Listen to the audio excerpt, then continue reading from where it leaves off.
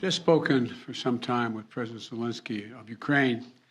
I told him, as I have each and every time we've spoken, the United States stands with the people of Ukraine and as they bravely fight to defend their country, and they are doing that.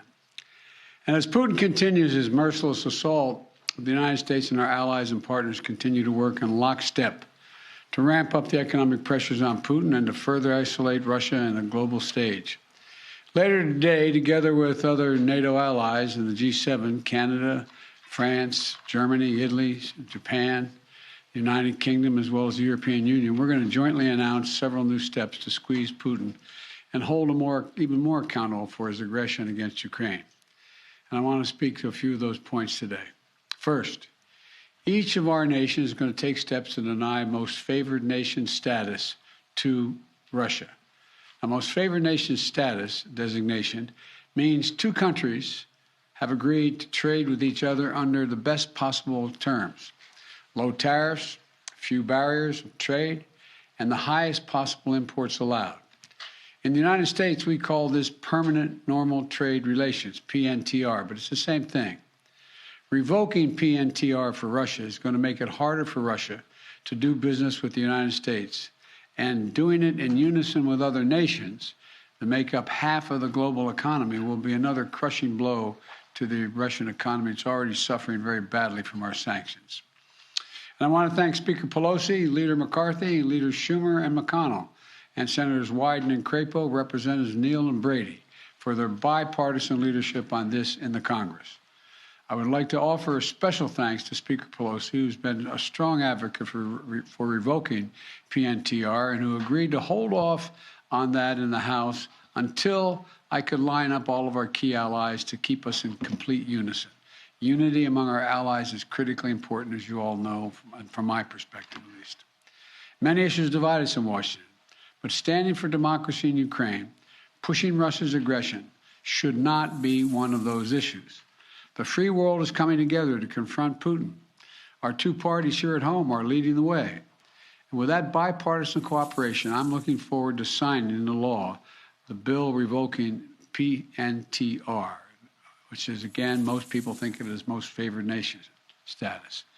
We're also taking a further step of banning imports of goods from several signature sectors of the Russian economy, including seafoods, vodka, and diamonds. And we're going to continue to squeeze Putin. The G7 will seek to deny Russia the ability to borrow from leading multinational institutions, such as the International Monetary Fund and the World Bank. Putin is an aggressor. He is the aggressor, and Putin must pay the price. He cannot pursue a war that threatens the very foundations, which he's doing, the very foundations of international peace and stability, and then ask for financial help from the international community. The G7 is also stepping up pressure on corrupt Russian billionaires. We're adding new names to the list of oligarchs and their families that we're targeting. And we're increasing coordination among the G7 countries to target and capture their ill-begotten gains. They support Putin. They steal from the Russian people, and they seek to hide their money in our countries. They're part of that kleptocracy that exists in Moscow, and they must share in the pain of these sanctions. And while we're going after these, their super yachts and their vacation homes and worth hundreds of millions of dollars, we're also going to make it harder for them to buy high-end products manufactured in our country. We're banning the export of luxury goods to Russia. They're also the latest steps we're taking, but they're not the last steps we're going to take. And as I said, at the beginning of all these steps, we're going to hit Putin harder because the United States and our closest allies and partners are acting in unison. The totality of our sanctions and export controls is crushing the Russian economy. The ruble has lost more than half its value. They tell me it takes about 200 rubles to equal $1 these days. Moscow Stock Exchange has been closed for 2 weeks because they know the moment it opens, it will probably collapse. Credit rating agencies has downgraded Russia's government to junk status, its economy to junk status. The list of businesses, international corporations leaving Russia is growing by the day.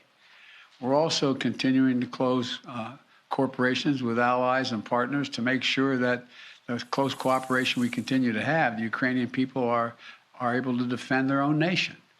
The United States has sent more than $1 billion in security assistance to Ukraine over the last year, including anti-armor and anti-air capabilities, taking out tanks and planes and helicopters, with new shipments arriving every day. We, the United States, are also facilitating significant shipments of security assistance from our allies and partners to Ukraine.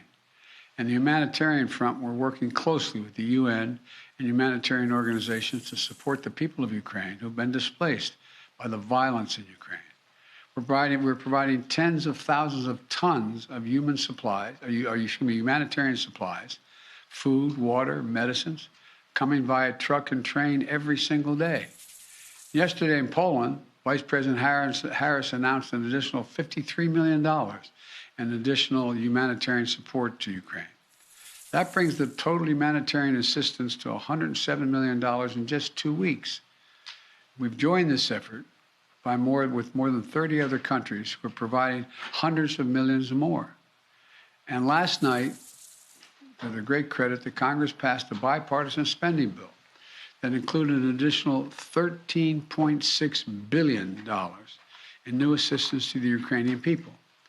And I look forward to signing that immediately. I also want to be clear, though. We will make sure Ukraine has weapons to defend against an invading Russian force. We will send money and food and aid to save the Ukrainian people. And I will welcome Ukrainian refugees. We should welcome them here with open arms if they need access. And we're going to provide more support for Ukraine.